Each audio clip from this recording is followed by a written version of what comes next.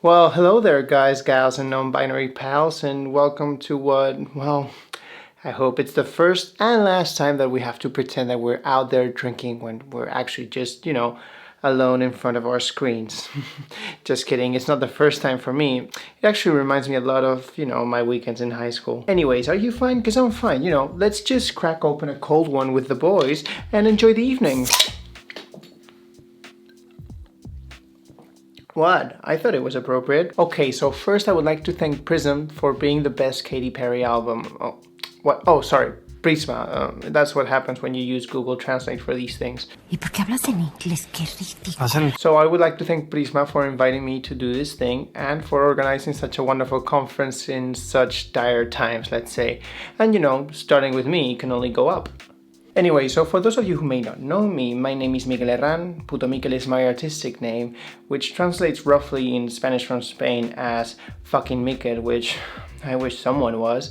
And in Latin American Spanish translates as Miguel the Fag, which I am. It works on so many levels, guys. Like, I'm so creative like that. Also, it's kind of my first time trying to be entertaining in English, so I guess I have to check my references, like I guess no Manuela Trasovares, which is a pity. ¿Para qué no? But I can still use a lot of Drag Race Queens, No Lola Flores, too bad. Parece que estamos en Inglaterra. Después queremos que nos den el peñón, ¿para qué? Anyways, enough chit chat. So I am here today to sort of ease you in and sort of talk a bit about LGBTQIA plus history and archaeology. So I'm an archaeologist, which basically means that I go through dead people's trash to try to understand what they were up about. It's a very nosy science, really. Like, that's why I like it. I like the drama, I like the gossip. And yes, archaeology is a science, even if I cannot do math for the life of me. Like, we do use analysis and scientific methods to reach our own conclusions about what life was like in the past. I do measure things, and I do have a database for my thesis full of numbers that I do have to, at some point, put into some sort of statistical analysis software, but we don't talk about that. So being LGBTQIA plus myself and talking about science in front of a crowd of like full hardcore scientists from the LGBTQIA plus communities, like a great moment for me. Like, I finally feel that we're being accepted. Like, I can finally be the social scientist friend. Anyways, let's just get into archaeology so you can relax and have a beer while I'll talk to you about dead people. Sounds like a plan, right? But we're not gonna talk any archaeology, we're gonna make it queer. Tomorrow you're gonna hear some wonderful research by some wonderful LGBTQIA plus researchers, and it's gonna be super interesting. But today we're gonna hear how we do queer science and how can we queer ourselves and our own mindsets through science. There's a tweet and a joke going around recently about how, you're gonna die and in 1,000 years archaeologists are gonna find your bones, or they're not gonna know that you're trans, but they're all just gonna think that you're insert whatever you were assigned at birth. And as is common, same when gender critical, trans exclusionary and transphobic people say their things about chromosomes, they're not actually based on facts and logic. Those things that we value as the rational machines that we are, the epitome of civilization. Pure data, facts, not feelings, science. But to be honest, they're not even based on science. And we will get to that later to actually show how archaeology is in fact very well positioned as a science to show how our perception of the world is socially constructed and how cisgenderism, the binarism of gender and sexuality and heteronormativity are not natural. But this got me thinking about, how we do archaeology and how can we change the perception that people have about a science that, it's queerer than you may think. I mean, sure, archaeology has had its moments. It was used by the colonial powers to rob people of their heritage. It did the whole measuring the crania and phrenology shit. But we've come a long way since the early 20th century. I promise you, we've changed. But still, as the poet said, it must needs be remarked. That's another reference I can use. This is supposed to be fun and light and entertaining, and at this point, Corona has definitely started going to my head, and I've been talking for a really long time in a language that is not my native language, so fuck this, I'm out. Let someone else take care of it and make it gayer. Oh, hello there. It is I, Mother Nature, and I'm here to say to you all filthy little deviants, to all the L's, to all the G's, to all the T's, to all the B's, to all the Q's, to all the I's, to all the A's, to all the pluses.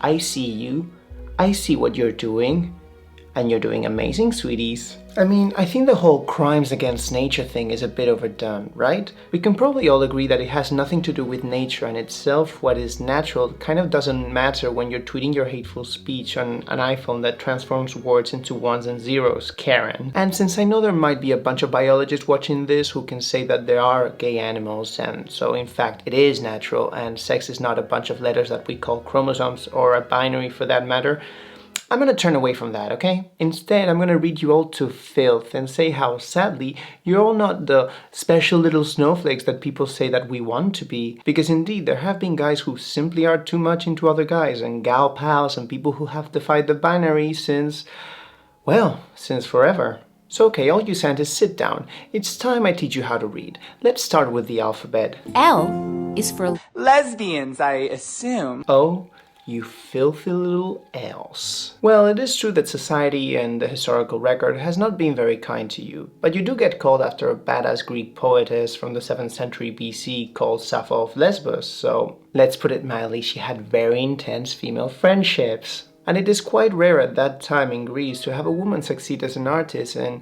having such a freedom of movement, opening her own school, participating in debates, and, well, overall being such a boss. The position of women in archaic Greece might be much better than we usually think.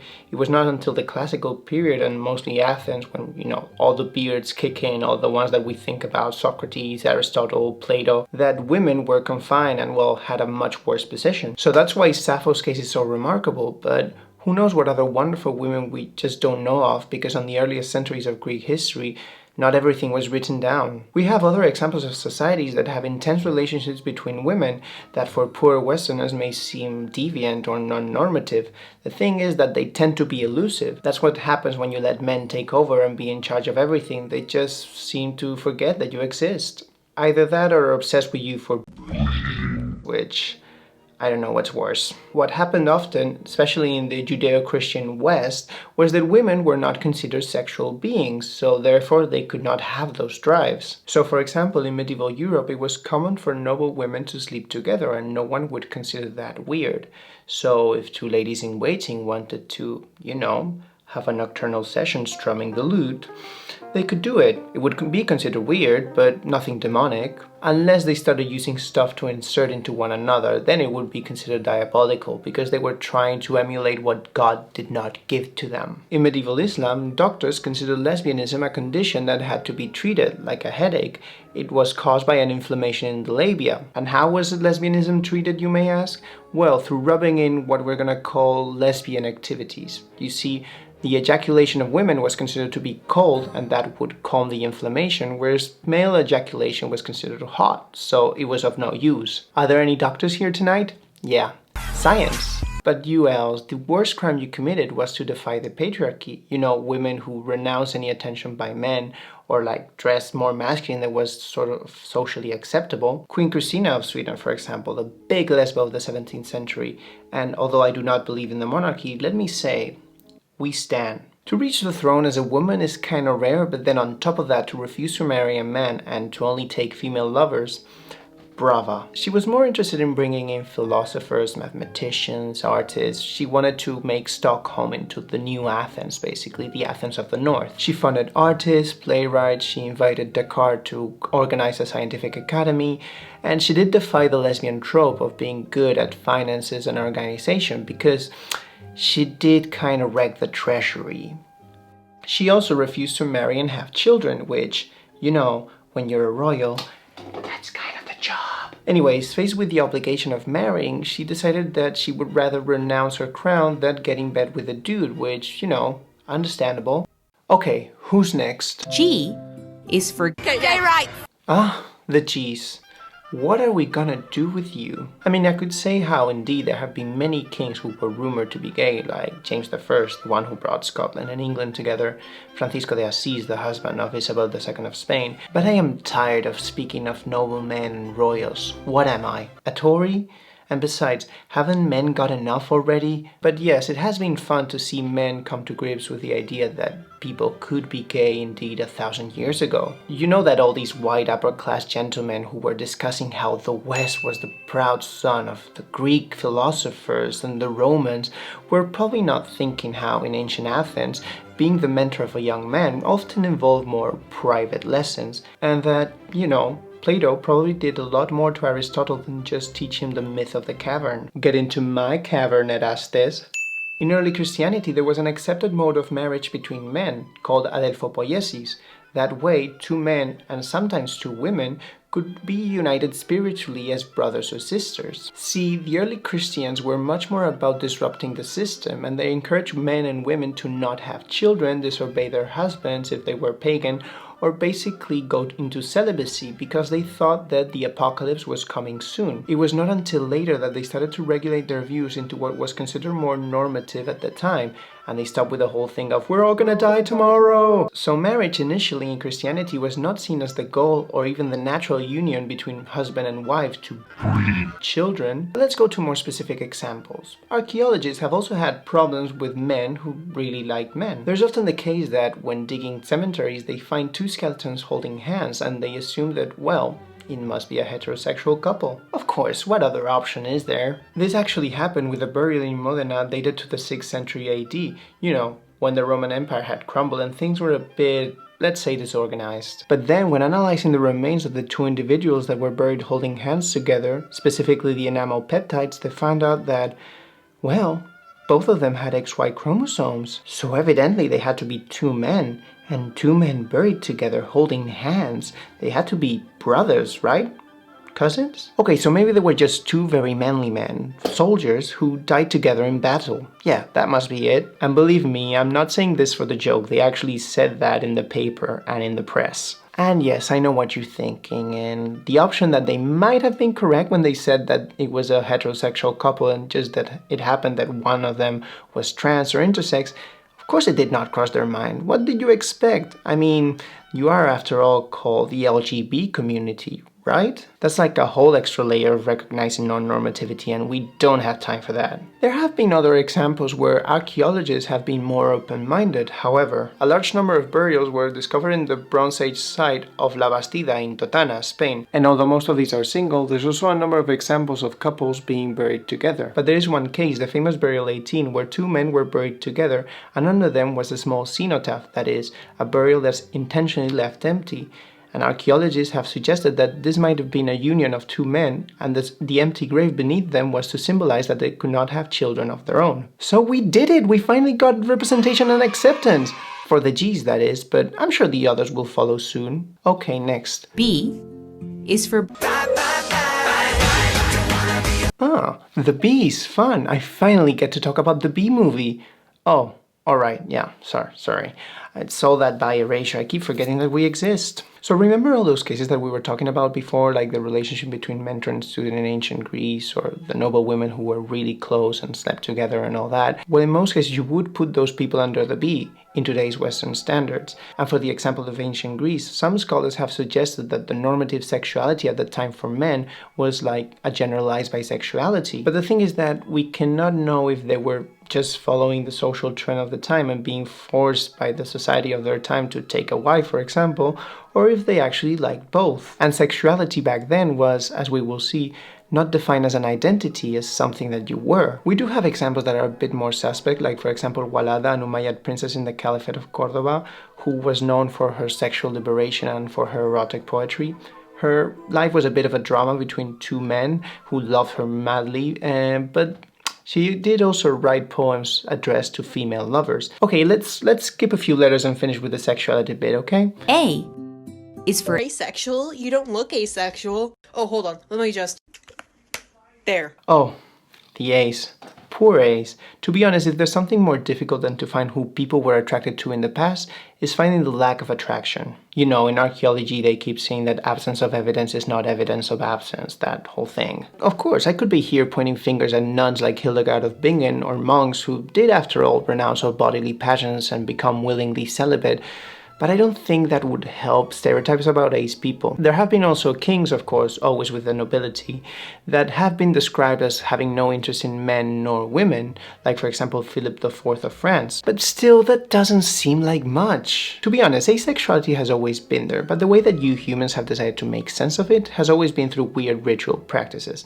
Like in many groups, and even in European Christian society, people who had no sexual attraction were considered to have a special connection to God or to the spiritual world or a special wisdom, which, you know, queer people are magic for sure, but still seems like a bit too much. This happens, for example, in Indian and Tibetan Buddhism, and even that old man Jesus, if you believe the Bible, or you haven't read the Da Vinci Code. Asexuality, or at least celibacy, has been celebrated in many cultures as something spiritual, and yeah, we don't know if they were in fact asexual, or if it was just a lifestyle choice, but we do find that having no sexual attraction or no sexual drive was, ironically, considered desirable.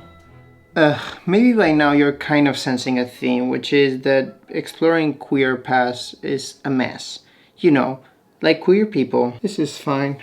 It's fine. I'm fine. There's definitely a lot to unpack and to deconstruct. I mean, to talk about queer paths, we first have to unpack how gender is constructed now, and we have to unpack how sex is constructed now, and we have to unpack how love and sex and relationships are constructed now. And it ends up becoming more unpacking than a drag queen on tour. And this is all before we can even start thinking about how these things were constructed in the past. Because the thing is that we cannot talk about lesbian, gay, bisexual, or asexual identities in the past. But don't worry, neither can we do it for the heterosexuals. See, for most of history, people did not understand sexuality as something that you are, a marker of your identity that sets you apart from other people, but rather as something that you did. Particularly in Western Europe, what was condemned in the European Middle Ages was not being gay or being attracted to another guy, but rather incurring into the act of sodomy or anal sex. It was not until the late 19th century when this idea of rationalizing deviant or non-normative behaviors became a thing, and categories such as heterosexual, homosexual, bisexual, asexual, and so forth were created as pathologies. But now we use them because they are useful categories to fight for rights and visibility. In other non-Western societies, there may have been an understanding of, for instance, male attraction to other men or male homosexuality as an identity, but rather than being a purely sexual one, it was also tied to ideas of gender or even becoming a third gender. The problem comes when we're studying other societies or past societies, because we may be extending some categories that are foreign to them, and we may be separating two things, sexuality and gender, that for them were understood together. But more on that later. Anyways, back to the alphabet. Oh, back for more reading? You guys are insatiable. Anyway, I think I was mostly down with the letters, right? Oh wait, no, I forgot the tea. And don't worry, honeys, there's a lot of tea here. Okay, fine, it is wine, but whatever. Anyway, so even though sexual orientation as an identity has developed quite recently, that's not the case with gender. Every society that we know of has had a separation of social roles and attitudes according to gender, which, you know, tends to be based around attitudes around the body and sexual reproduction, etc. But this does not mean that every society has had a strong separation between the genders, a large gender inequality, or for that matter, only two genders. I mean, our constructions of sex and gender are historically and socially located in a wide array of considerations such as genitality, hormone levels, marital law, reproductive rights, considerations of masculinity and lack of emotionality, of femininity and emotionality, that women's worth resides in their womb and reproductive capacities, that men's worth resides in their labor, and so on. So before we go looking for gender in the past, we might want to address how these definitions affect us in the present, and that way we may be able to go beyond the binary that we consider natural. What the hell is natural anyway? I don't even know, and I'm Mother Nature. Ugh, that bitch is so annoying. Now it's so full of fucking petals, like, fuck. So once we start to understand that we're looking at the past through our own modern lenses, we can try to decipher how gender has been constructed in the past, or how people navigated the social constrictions of the time, or, how these categories could have been fluid or even beyond the binary. It is an issue because Westerners have built this idea of the two genders based around ideas and concepts of the body that emerged after the Enlightenment, and then they decided to expand it and impose those ideas onto everyone else. So considering genders beyond the binary or other ways of understanding them does not come out as natural conclusions for historians and archaeologists when looking at the past. That does not mean that it's illogical or that we're making shit up. And we can actually see that the binary is not the logical or the natural thing when we look at living non-Western societies. So for example, in India we have the case of the Hijra, a third gender formed mostly by AMAB and intersex people, but also by AFAB people. The Hijra appear even in the Mahabharata, the epic Sanskrit poem that has more than 2,000 years. In Mapuche society, and in many Native American tribes, there are groups of people that are considered to have a specific spiritual role that combines male and female spirits. These are, for example, the Epupillan in the case of the Mapuche. Modern concepts and activism have tended to put them under the umbrella term of two spirits. This does not mean that we must say that, for example, the Epupillan are LGBTQ+ or trans non-binary, because that would be imposing Western concepts onto indigenous people. It may be alright to do it with their own past, but things get trickier if we want to impose these concepts onto non-Western societies. For example, calling non-white people and their practices sodomy was a great part of the process of colonization going on in the 17th century. Among the Pangwe in Africa, same-sex relationships between men were not seen as pleasure, but as medicine, and condemning these practices as homosexual deviations played a key role in German colonialism in the 19th century. The binarism of gender or heteronormativity have historically been used by colonial powers in creating a colonial subject, to dominate the other by making them feel inadequate in their bodies or conducts. Which, it's pretty fucked up, but we cannot reverse that by going on the opposite end and imposing identities or letters of the LGBTQIA+ alphabet on them. Colonialism is bad, even if the intention is to yell, "Gay rights!" However, it is still useful to understand other ways of ordering the world and understanding ourselves, because once we understand this, once we understand that our conceptualizations of the body, sex, sexuality, gender are socially constructed and diverse, then we can try to free ourselves of our own structures of thought. What do I mean by this? Well, that rather than using our own Western experiences to explain theirs, we can just sit back, listen, and take whatever they may want to teach us to try to broaden our horizons, to find other ways that we may want to approach our past or that we can fight for our futures. Of course, it's much easier to avoid the accusations of whitewashing or colonizing history when we're just imposing LGBTQIA+ letters onto our own past or cultures that have been dead for thousands of years. So on that note, were there people that defied the gender norms of the time or that defied the gender that they were assigned at birth in medieval Europe, for example?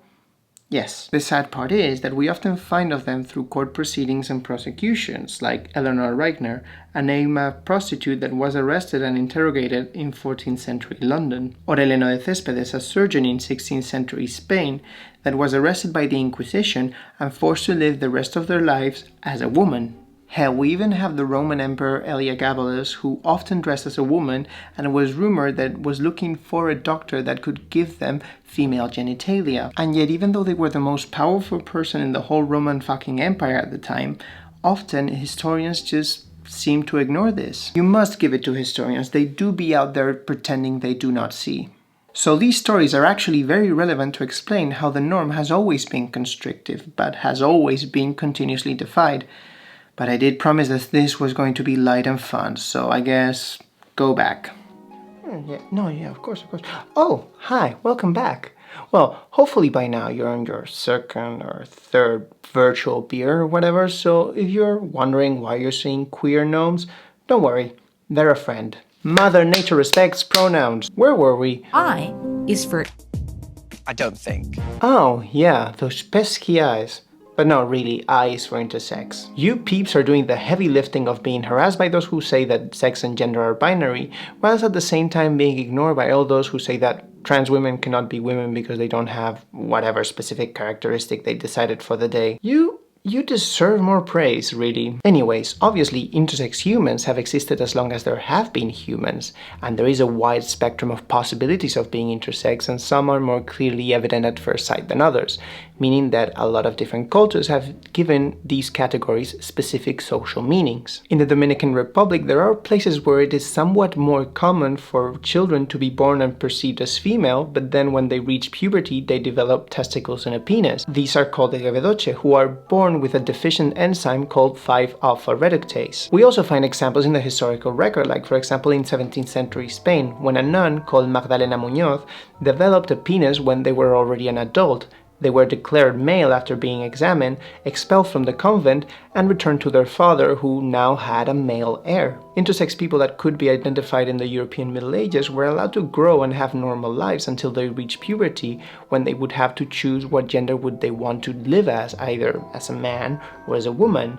And then they would have to have normal lives, meaning that, for example, if they had two sets of genitals, they could only use one, to avoid gay activities. Which, it is problematic, but it is the Middle Ages after all. Even our conceptions of the body are socially constructed. For a very long time in Rome and in the European Middle Ages, medicine was very influenced by this vision of this Greek guy called Galen of Pergamon. He thought that there was only one sex and the difference between men and women was one of degree, basically that the vagina was an inverted penis who had not had enough development or grades of perfection to fully develop. And this view was considered scientific and objective and factual. Science. Anyways, last but not least, Q is for You're here, you're queer, and I'm used to it. Oh, queer. The word of the day. The monster, the demon that hunts at night, the postmodern nightmare that's here to snatch the children or something. We have already been talking about all sorts of queerness, and I know that some people are uncomfortable with reappropriating a slur, basically, but it is quite useful to bypass all these precautions and considerations that we need to take when we're talking about gender and sexuality in the past. See, it is kind of difficult to understand people's identities now unless they tell you. And still, people's identities change throughout their lifetime. But how in the hell can we do it for people that died 1,000 years ago when they themselves did not use the terms that we use now, or they did not understand themselves as we do now? For them, sexuality was not an identity, and gender may have meant different things. But at the same time, we do need to talk about them, and that they existed, and that different modes of organization and self-identification have existed, and that queerness has always been there, not only to legitimize our fight, but because those stories deserve to be searched for and told, even if they're mostly lost. But at the same time, how far back can we go just looking for letters? Can we just say that, oh, these 3,000-year-old soldiers were clearly gay, when that word would not have meant anything to them? Or this female skeleton that appears to be buried like a great Viking male warrior. Was he a trans man? Was it a butch lesbian? Or was it actually that women could reach that kind of status without renouncing their woman identity? This is why archaeologists do not obsess with letters, but rather have learned to queer the practice. And yes, that messiness of unpacking gender and sex and the body has made queer as quite a useful term, because queerness, by definition, is a defiance to the norm. But it is also quite unstable. Queering archaeology is not looking for a stable identity in the past, but rather to search for what was not acceptable, either because it goes against the normative today, or because it was considered deviant in the past. An older man having relations with a younger boy was not queer in 4th century BC Athens, but between two older men of equal status, it would have been socially unacceptable then.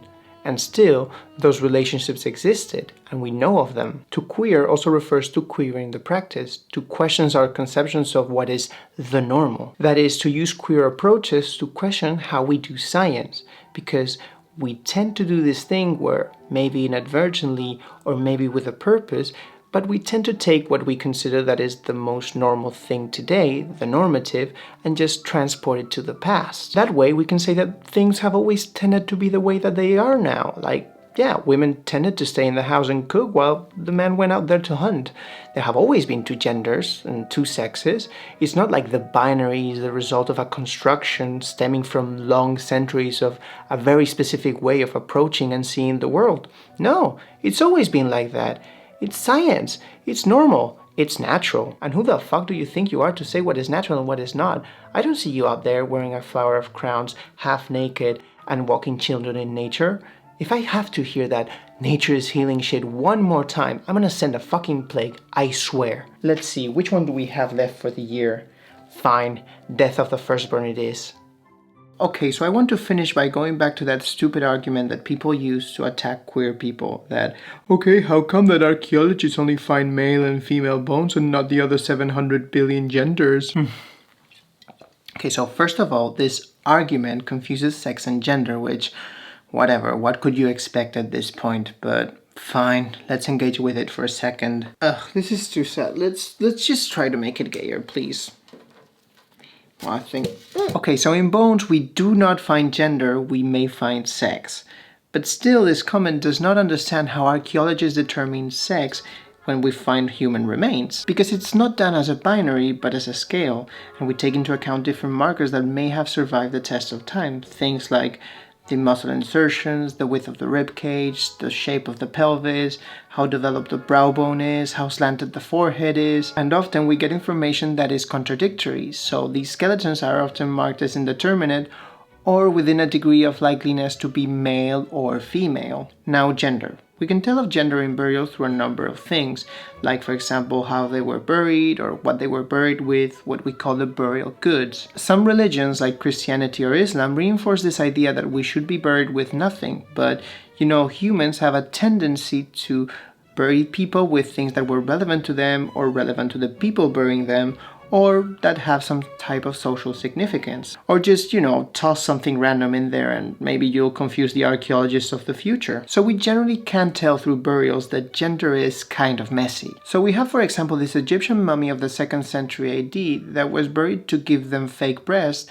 and thicker thighs. Archaeologists did assume that it was in fact a woman until they did an X-ray in the 60s and discovered that the skeleton inside the mummy was male. This scan was remade and confirmed just this past decade. So instead of taking a step back and consider that, well, maybe this mummy had a gender-reaffirming burial, they just concluded that it was weird and rare. Great conclusion, very accuracy, much science. Another option that they gave was that it may have been a fat man and they were just trying to recreate his physical appearance by making him into a thick mummy with 2 C's. You know, even though that practice of trying to recreate their alive appearance was not a trend at the time. Also, never mind that the mummy was, according to the record, originally wearing a type of skirt and that her type of embalming was typical of women. And you know, when this confusion happens, as with the lovers of Modena, it is more telling of us today and how our prejudices color our lenses than of past societies. And here's where the true worth of queer archaeology, queer history, or queer anthropology lies,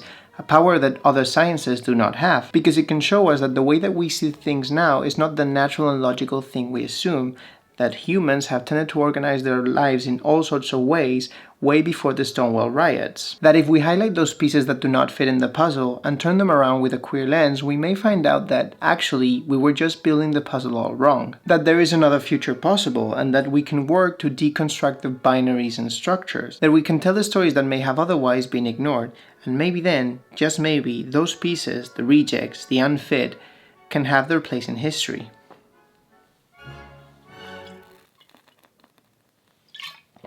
So warm now.